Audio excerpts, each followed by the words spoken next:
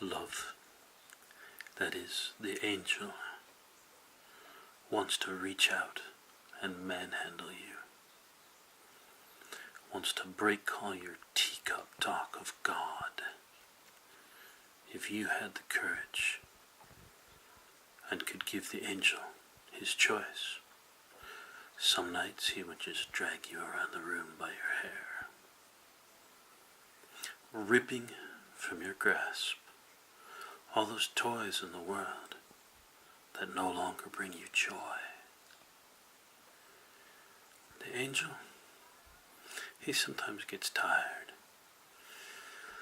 of speaking sweetly and wants to rip to shreds all your erroneous notions of truth. The things that make you fight with yourself and with others, causing the world to weep on too many beautiful days. The angel wants to manhandle you, lock you inside a tiny room, and practice his dropkick.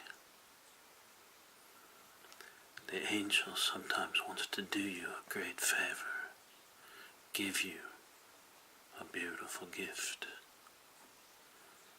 hold you upside down and shake all that nonsense out.